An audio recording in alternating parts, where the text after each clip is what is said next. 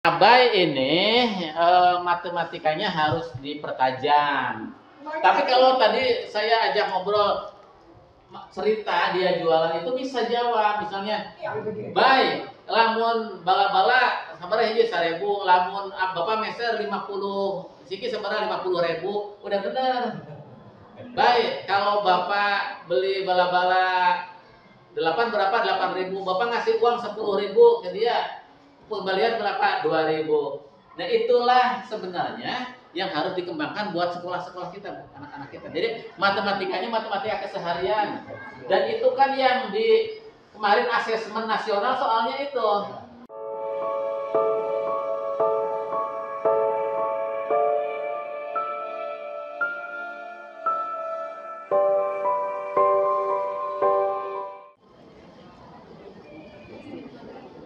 Lebih besar.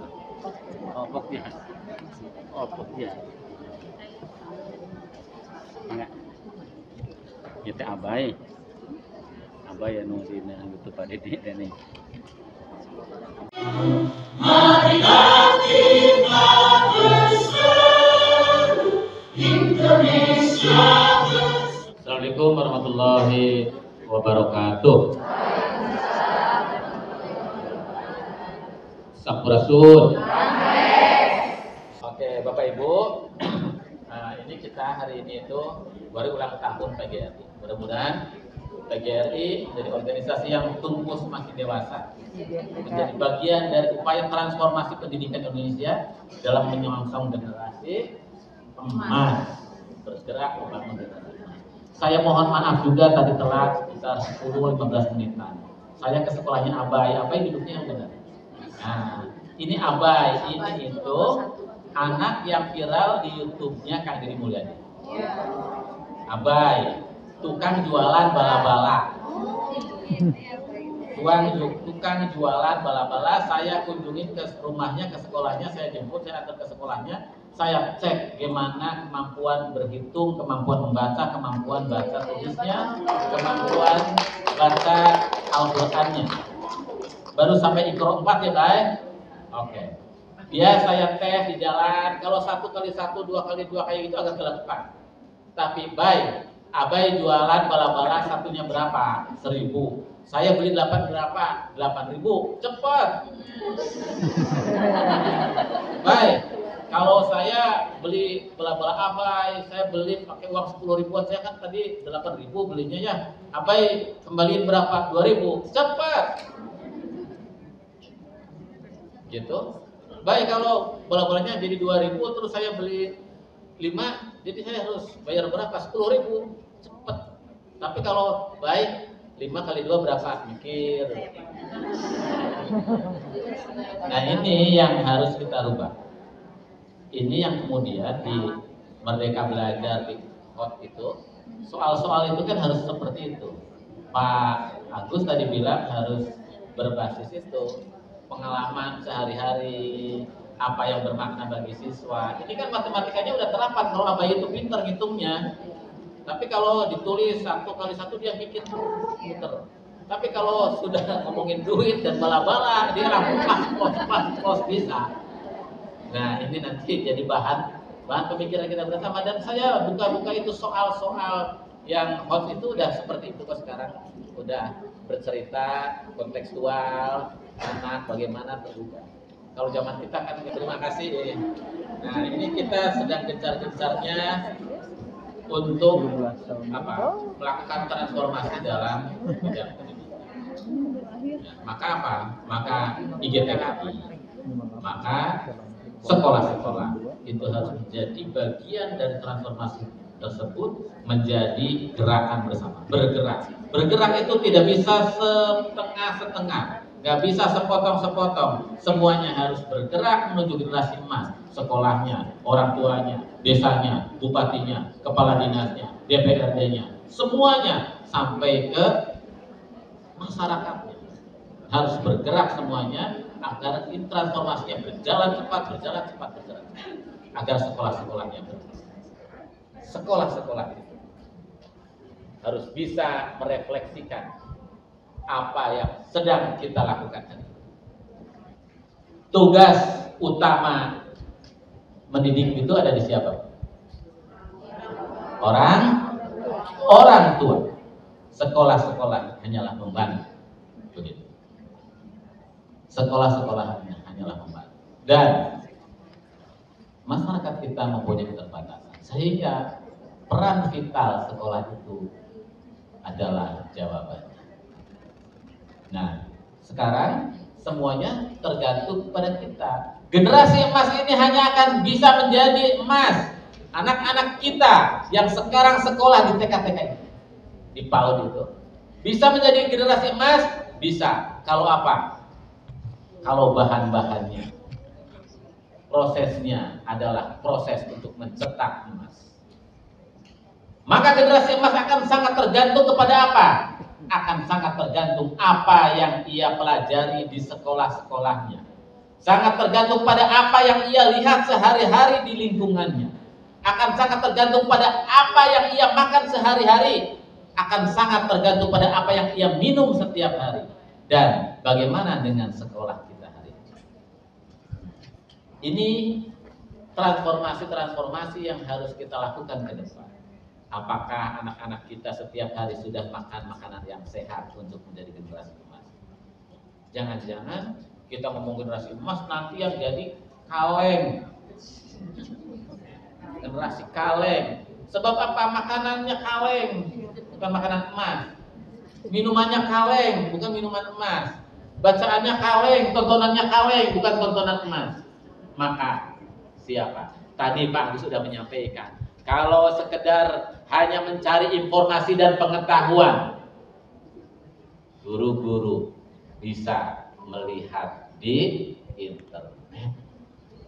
Kalau sekolah hanya berfungsi untuk mentransfer ilmu pengetahuan, mentransfer informasi, kita akan kalah cepat dengan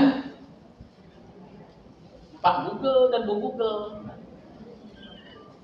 Tapi apa kemudian yang harus kita lakukan di sekolah-sekolah, di TK-TK? Yang harus dilakukan adalah bagaimana kita menguatkan itu, apa yang kita harapkan menjadi profil pelajar Pancasila itu. Gitu. Menumbuhkan itu. Maka apa? Sekolah-sekolah hari ini sudah mulai mengajarkan bagaimana cara makan yang sehat kepada anak-anaknya, minum minuman yang sehat, ulah nepi ka sekolah TK. Jadi rajin jajan. Begitu? Karena apa? Di sekolah-sekolahnya anak-anaknya gak didoktrin, gak diajarin perubahan wawasannya tentang makanan itu harus seperti apa sih? Jajan itu apa sih? Maka apa? Sejak 2015 kita sudah perintahkan ke semua sekolah agar setiap anak di sekolah di Purwakarta bawa bekal makanan ke sekolah yang diolah oleh orang tuanya di rumah. Dan saya minta semuanya melakukan itu. Karena apa? Itulah pembentukan karakter kita. Agar apa? Yang dimakan oleh anak-anak kita adalah makanan yang sehat, yang diolah oleh ibunya, yang ibunya memasaknya dengan penuh kasih sayang, yang dari situ energinya masuk ke mulut anak-anaknya. Airnya pasti air bersih yang direbus 100 derajat oleh ibunya dan mendidih, maka air yang dibawa di kempis itu adalah air yang sehat, yang siap diminum, dan itulah air emas yang akan menjadi generasi-generasi emas kemudian. Gitu. Maka apa? Maka jajanan di sekolahnya harus mulai dikendalikan oleh TK-TK ini. Jangan sampai di rumah anak-anak nggak pernah jajan ketika belum sekolah TK, SD, dan SMP. Ketika masuk TK dan SD dan SMP, anak-anaknya setiap hari minta uang jajan. Maka apa?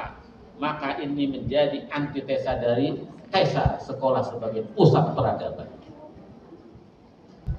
Abai bagi saya adalah menjadi apa ya? Menjadi inspirasi guru orang. Baik dia, baik. Baik dia. Sini. Sini. Oh, malu. Dia kunaon? Naon? Tiris?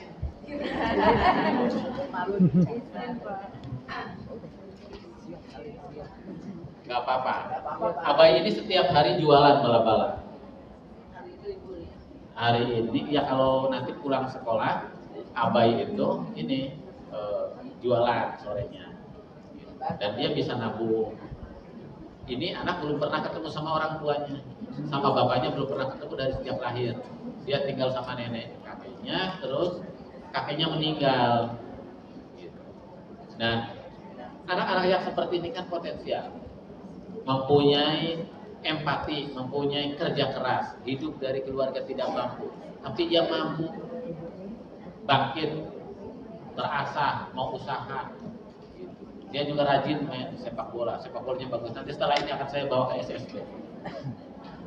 Bawa ke SSB. Di sini tuh ada SSB yang anak-anaknya itu sudah menjadi pemain nasional.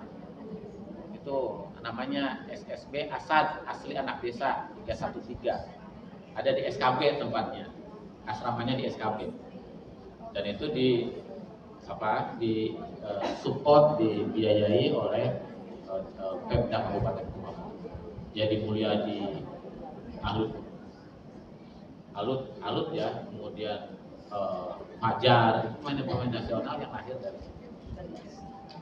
Nah, Bapak Ibu, saya pengen kita di Purwasukasi ini semuanya bisa menjadikan lembaga pendidikan kita menghasilkan anak-anak yang nanti ketika tamat TK, tamat SD, tamat SMP, SMA itu tidak seperti anak sekolah yang digambarkan oleh Presiden. Dia melihat jagung, dia gagap, dia tidak bisa menjadikan jagung itu sebagai sumber inspirasi kemandirian, sumber inspirasi perjuangan hidup. Begitu, yang dia memandang jagung itu tidak bermakna apa-apa karena setiap hari dia hanya baca hafalan rumus-rumus yang tidak bisa dilaksanakan setiap hari di lingkungan. Sekolah-sekolah harus tadi kata Pak Agus, kalau ya kearifan lokalnya di situ nggak ada pohon stroberi, jangan maksain bikin gambar stroberi. Ya, di situ adanya pohon cecenet, ya cecenet aja diceritain. Cecenet ceritain, tahu cecenet? Nah, cecenet tahu? Pak Agus tahu cecenet, Pak? Enggak tahu, Pak Agus. Pak Agus mah orang kota kayaknya nih. Pak Agus taunya strawberry. Kalau saya tahu itu cecenet. Atau ada yang nyebutnya cimplukan. Benar? Cuk yang nyebut cimplukan. Nah. Cimplukan itu obat dulu waktu kita. Nah, inilah masa kecil kita itu indah banget nih, yang hidup tahun 80-an. Kita nggak pernah tuh makan ciki karena nggak ada. Karena nggak ada.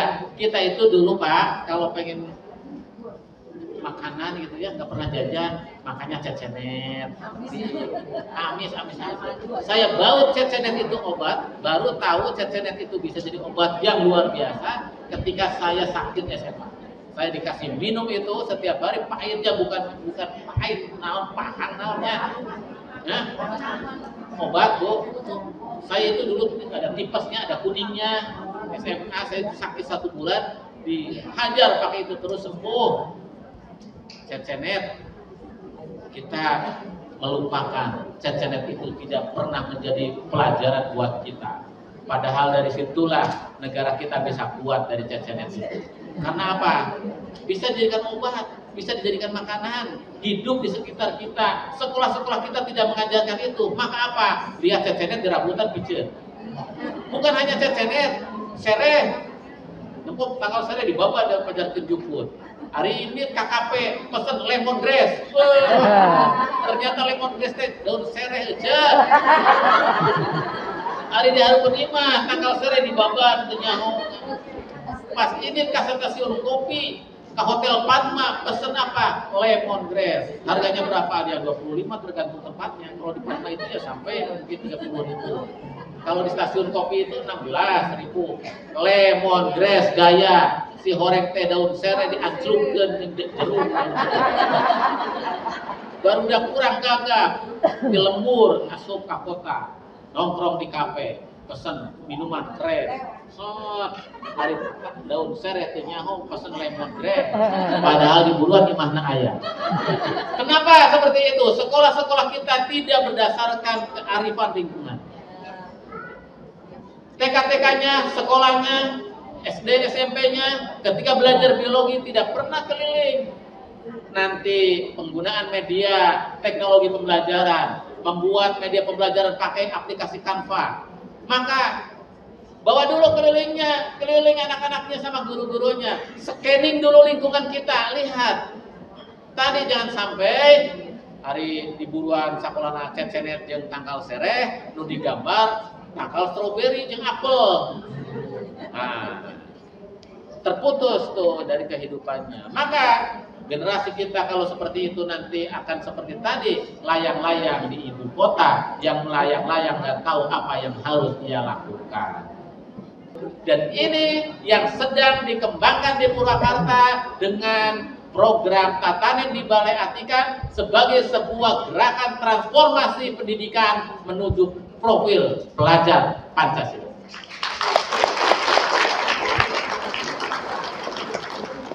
Terima kasih, sehat-sehat semuanya.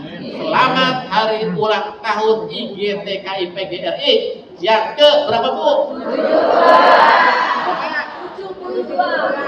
72, udah senior banget.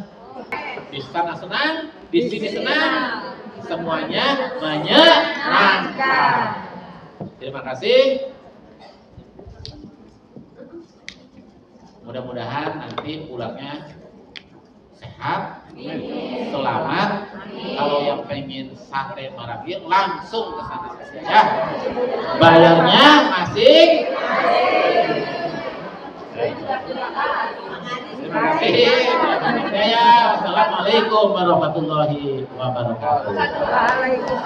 Dengan mengucap Bismillahirrahmanirrahim, hari ulang tahun IGTKI PGRI ke-72 sewilayah Purwasukasi bertempat di Plaza Hotel Kabupaten Purwakarta dengan resmi saya nyatakan dibuka.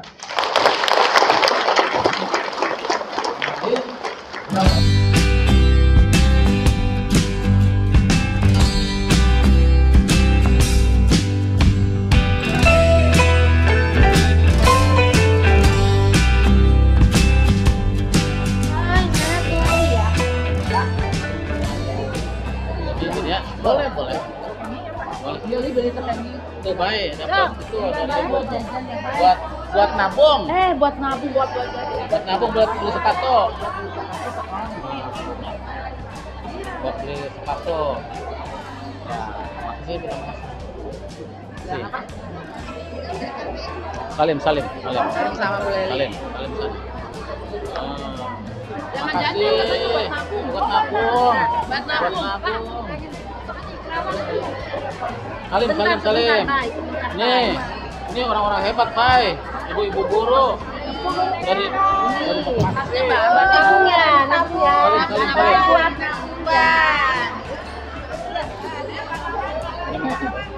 Cuma ingin sampaikan aja. Abis mah terkenang sama Pate mau. Nabung ya? Bye.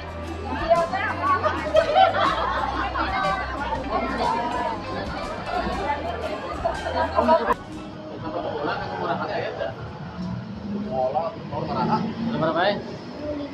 Hah? Nomor 35. Oh, ternyata. Nah, kanan. Jadi.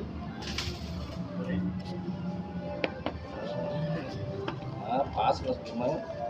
Poster baik. Atau sering ke lecet sampai anak. Karena di talian. Nah. Berisik dah. Hah? Kita tinggal. Anu di mana berapa? Anu di mana? Kilo opat, ayo tuh opat tuh. Bisi pakai najong kalah mereka katu, bisi kakek sada peot. Ya, ayo baik tenang baik, ayo baik, kalem baik.